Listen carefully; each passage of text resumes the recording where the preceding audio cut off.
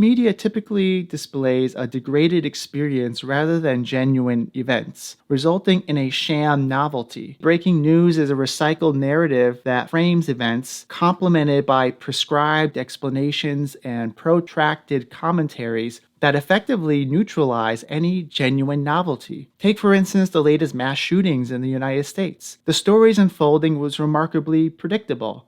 First, there was the affected disbelief of newscasters. Next, there was the number counting. How many dead? Then there was the psychological analysis of the shooter. What was his family life like? Did they see it coming? Finally, and not long after, there arose those recalcitrant and naive debates over whether guns or mental illness were the cause. This formulaic presentation of events extends far and wide, including wars and pandemics. Even the outrage emerging from them forms part of a pre-packaged narrative. The event does not address the viewer, nor is one's selfhood put in play. The information strikes me, but does not upend my world. And so journalistic accounts simulate a genuine upheaval by tending toward the spectacle rather than the event itself. Welcome to Back to the Text Themselves, a series on phenomenology. Today's video examines sections 48 to 51 in Heidegger's Being and Time.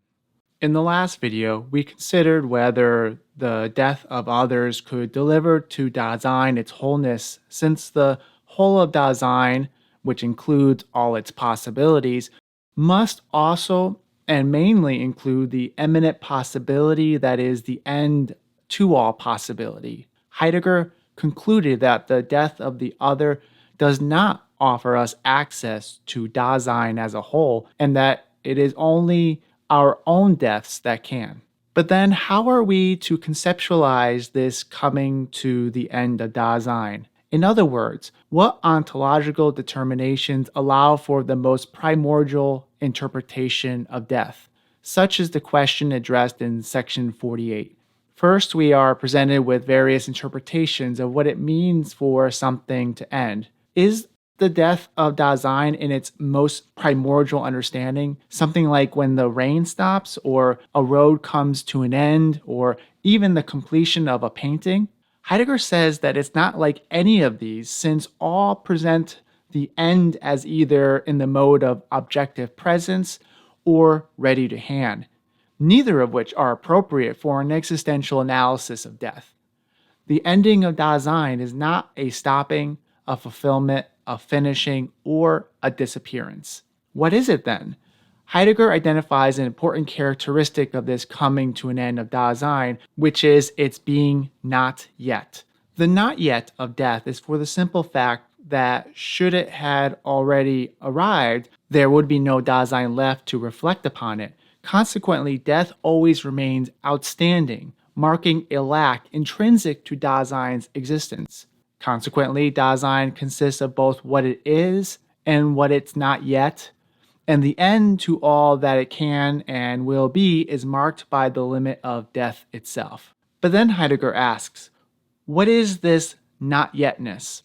Does it have to do with being or non-being? Is it like a perceptual incompleteness, such as when you see the crescent moon, knowing full well that the full moon will soon be in view? Or is it like the ripening of fruit? Heidegger states that it is none of these. Death is not what has yet to come into view, nor the ripening of life itself. None of these offers a primordial understanding of death, because death is not a kind of fulfillment of Dasein. So again, we return to the question, how are we to understand it? Section 50 establishes the priority of an existential analysis of death over other kinds of ontic analyses. As studied by biologists, death deals with only a derivative mode, such as perishing or demise.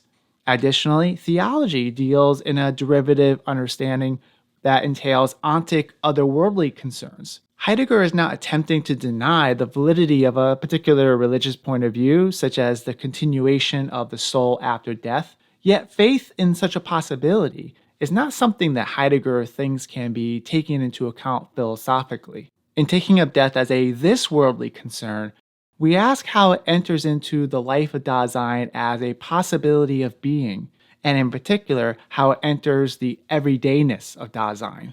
This question concerning death and Dasein's everydayness then becomes a matter of examination in sections 50 and 51. However, to demonstrate how it enters our everydayness, Heidegger must first establish death's primordial relationship to care, which, as we'll recall, has been the most fundamental concept thus far developed to encompass the totality of Dasein.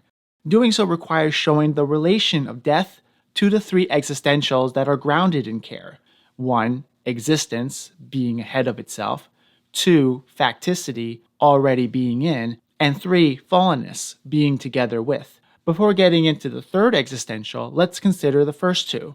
A connection to existence is likely already made clear by the fact that death, as a being toward the end, concerns possibility, and namely, the possibility of no longer being able to be here, or, to say it another way, the possibility of the absolute impossibility of Dasein. It is Dasein's own most possibility since, as already mentioned, no one can die for me. So the existential dimension of death is always about my own death. Consequently, it is fundamentally non-relational, along with being inseparable and one's own most possibility. Death's relation to facticity comes into play because Dasein is always already thrown into this possibility of absolute impossibility from the moment that Dasein is, making death the eminent immanence of our being in the world. In its facticity, this possibility is revealed to us through the fundamental mood of anxiety. If we recall, anxiety or angst entails confronting Dasein's own most possibility, and death is the eminent case of our potentiality of being that we are always already thrown into. Of course, this potentiality of being is usually covered over as we flee from the uncanniness of our own most being toward death in falling prey, leading us to the third existential of our being together with in the mode of fallenness. In section 50, Heidegger demonstrates the connection between death in the three existentials of existence, facticity, fallenness, all of which are grounded in care. Much more is to be said about the third existential of fallenness and how exactly death is phenomenalized through it in our average everydayness, which is the topic of section 51. At the beginning of this section, Heidegger reminds us that the self of this everydayness is the they self, who is constituted in a public interpretedness that expresses itself in idle talk. This then leads to the central question of this section, which concerns how this everyday Dasein interprets its being toward death. Indeed, such interpretations are necessarily formed through an attuned understanding, but that understanding is itself scripted by the they, who allow for some forms of attunement while covering over others. And now here we might consider how we each encounter conversations dealing with death, especially the cliches we offer when death threatens us, whether that threat is directly dealing with ourselves or another. In some more misguided attempts, we praise grievers for being strong. We might try to make sense of the grief by suggesting that everything happens for a reason. However, we find similar attempts at evasion in the presentation of death heard or read about in media. Such cases of death are framed in a manner that renders them familiar events. This is something I wrote about in my book that's just been published. So I want to read one part that illustrates this point. And I quote, "This media typically displays a degraded experience rather than genuine events, resulting in a sham novelty. Indeed, breaking news is a recycled narrative that frames events, complemented by prescribed explanations and protracted commentaries that effectively neutralize any genuine novelty. Take, for instance, the latest mass shootings in the United States. The story's unfolding was remarkably predictable. First, there was the affected disbelief of newscasters. Next, there was the number counting. How many dead? Then there was the psychological analysis of the shooter. What was his family life like? Did they see it coming? Finally, and not long after, there arose those recalcitrant and naive debates over whether guns or mental illness were the cause. This formulaic presentation of events extends far and wide, including wars and pandemics. Even the outrage emerging from them forms part of a pre-packaged narrative. And so in this way, we keep events like death at a distance from us by putting it into this formulaic expression. The event does not address the viewer, nor is one's selfhood put in play. The information strikes me, but does not upend my world. And so journalistic accounts simulate a genuine upheaval by tending toward the spectacle rather than the event itself. And this is what I think Heidegger is trying to get at when he talks about the way in which the they neutralizes and renders impotent the meaning and impact of death.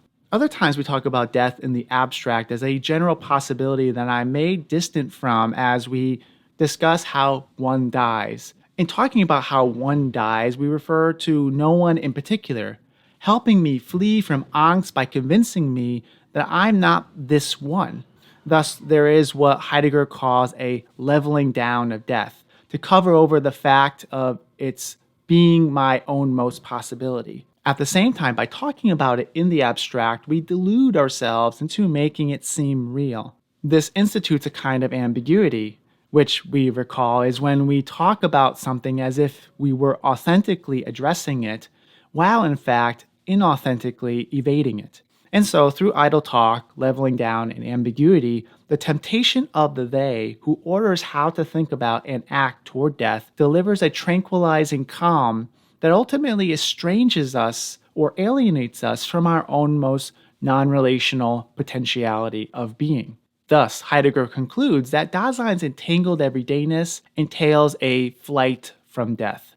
This evasion of death happens through reinterpretation, inauthentic understanding, and covering over. Yet at the same time, the very fact that the they self flees from death also discloses the they self's concern for it. And this leads us to how Dasein may authentically confront this possibility of death, which will be the topic of the next video. I want to thank the following for supporting this channel on Patreon. If you wish to support this work on Patreon, the link is below in the description. You can also support this work by liking and sharing this video and subscribing to my channel. As always, thank you for watching, and until next time, be well.